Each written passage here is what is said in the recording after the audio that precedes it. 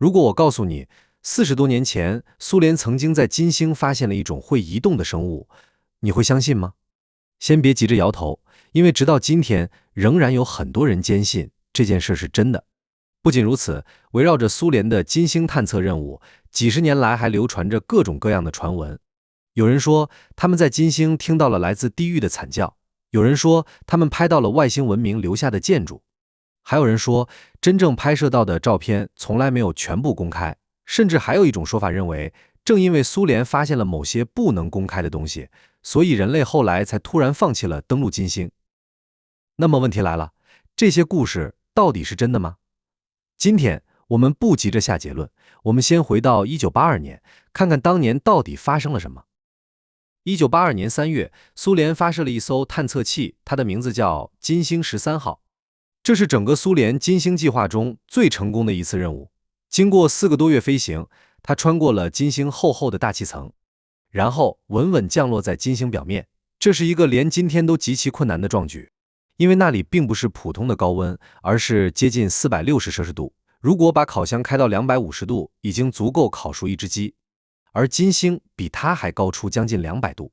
更可怕的是，大氣壓約為地球的90多倍。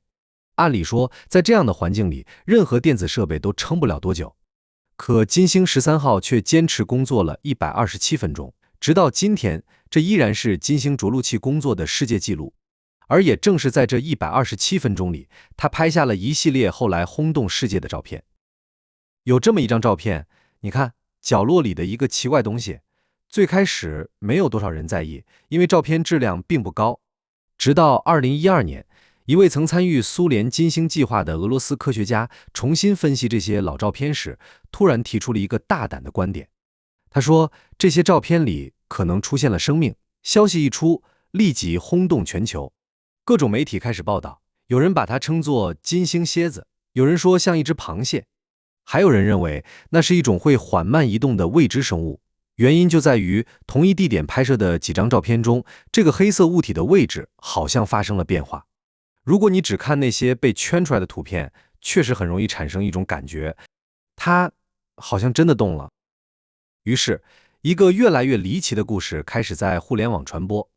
蘇聯早就在金星發現了生命，只是一直沒有公開。就在這個故事越傳越廣的時候，另一段更加詭異的錄音又開始出現在網絡上。一片沙沙的電流聲之後，突然傳來一陣令人毛骨悚然的尖叫。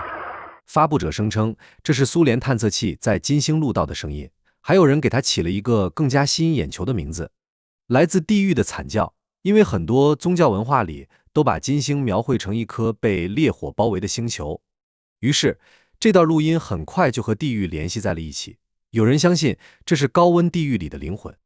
有人認為這是探測器記錄到了某種未知生命，甚至還有人說蘇聯因此終止了後續登陸計劃。聽到這裡，你是不是也覺得有點不可思議？別急，事情還沒有結束。隨着越來越多金星照片公開，新的謎團又出現了。有人把照片不斷放大，在一塊岩石旁邊畫出各種線條。他說，這不是岩石，這是人工建築。另一張照片裡，又有人圈出一塊長條狀陰影。他說，這是一艘墜毀的飛船。後來甚至還有人找出了所謂的道路、雕像、金字塔。如果你看過關於火星人臉、月球廢墟的視頻，你會發現這些說法幾乎一模一樣。只不過這一次地點從火星變成了金星。而真正讓陰謀論徹底爆發的是最後一個問題。有人發現蘇聯公開的金星照片其實數量並不算多，而且分辨率很低。於是一個更加大膽的猜測出現了，真正高清的照片被隱藏了。網上甚至有人說蘇聯拍到了不能公開的東西，後來這些資料被封存。因此我們今天看到的只是經過篩選後的內容。聽起來是不是每一個故事都有幾分道理？會移動的生物，來自地獄的慘叫，神秘建築，隱藏的高清照片。如果把這些線索放在一起，似乎真的能夠拼出一個驚人的結論。可是真相真的如此嗎？接下來我們還是要把時間重新撥回到1982年，帶你看看這些流傳了40多年的謎團到底是怎麼誕生的。我們先來看第一個，也是爭議最大的謎團：金星上真的出現了生物嗎？讓我們把鏡頭重新放回那幾張照片。如果你仔細觀察，會發現畫面右側確實有一個奇怪的黑色物體，它不像岩石，輪廓有點像昆蟲，又有點像螃蟹。更關鍵的是，在幾張不同時間拍攝的照片中，它的位置似乎發生了变化。於是很多人得出一個結論，它動了。後來這個東西被不同的人起了不同的名字，有人叫它金星蠍子，有人叫它金星螃蟹，還有人乾脆稱它為第一只外星生物。如果事情到這裡結束，這個猜測或許還只是一個大膽假設。真正讓它火遍全球的是提出這個觀點的人，他不是普通網友，而是曾參與蘇聯金星計劃的數據分析工作的俄羅斯科學家。也正因為如此，很多人認為，既然連當年的科學家都這樣說，那是不是說明蘇聯真的發現了什麼？這個疑問直到今天還有人在討論。不過，當更多研究人員重新分析全部原始照片後，一個細節慢慢浮現出来。那個所謂移動的生物，其實並不是連續移動，而是在不同照片中有時候出現，有時候消失。這種現象更像是什麼？更像是探測器自己的零件。金星着陸以後，為了保護鏡頭，探測器會自動彈開鏡頭保護蓋。有研究人員認為，其中一塊保護蓋可能掉落在鏡頭附近。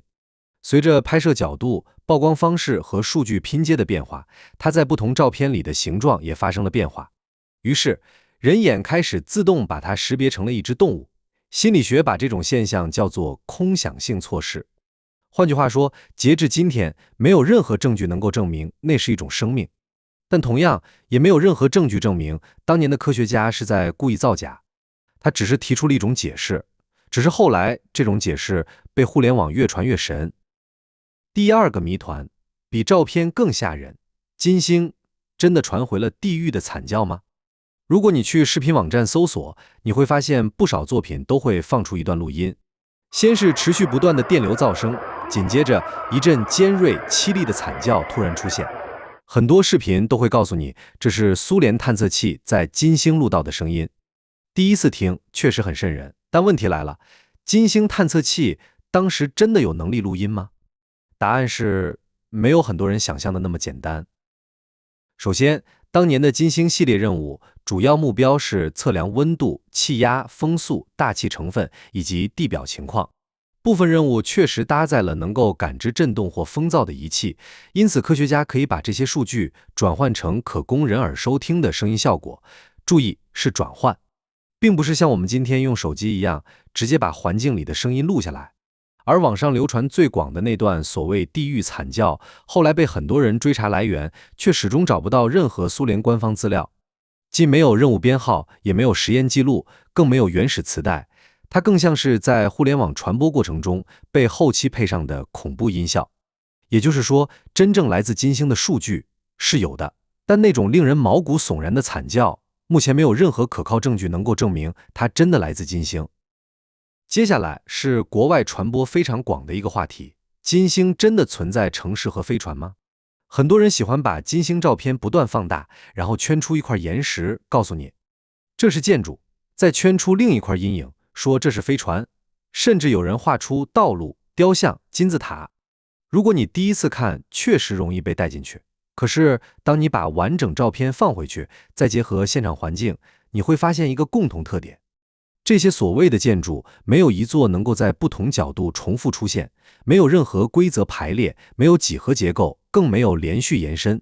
它們幾乎全部來自同一種東西——自然岩石。為什麼會這樣？因為金星表面的光線非常特殊，厚厚的大氣會不斷散射陽光，讓陰影邊緣變得模糊。再加上1982年的相機分辨率有限，一塊普通岩石在不同人眼裡就可能變成完全不同的東西。其實這和當年的火星人臉幾乎一模一樣。第一次拍攝時，很多人堅信那是一張巨大的人臉，可後來更高分辨率照片出來後，大家才發現那不過是一座普通山丘。有時候不是宇宙喜歡欺騙人類，而是人類的大腦總喜歡尋找自己熟悉的圖案。真正最耐人尋味的其實是最後一個謎團：如果蘇聯沒有發現外星生命，也沒有發現城市，那他們到底發現了什麼？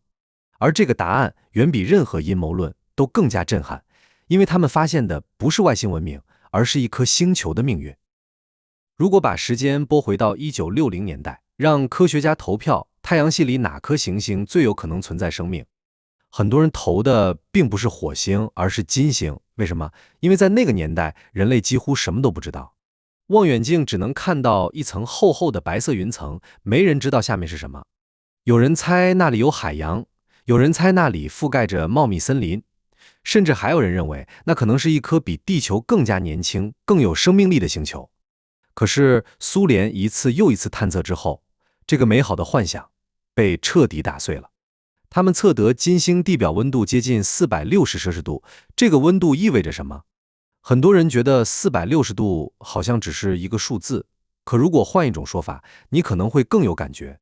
烤披薩大約需要250度，煉鋼時一些低熔點金屬會開始軟化，而金星的地表常年維持在460度左右，在那裡不存在春夏秋冬，沒有白天黑夜帶來的明顯降溫，整個星球就像一座永不停火的高溫熔爐。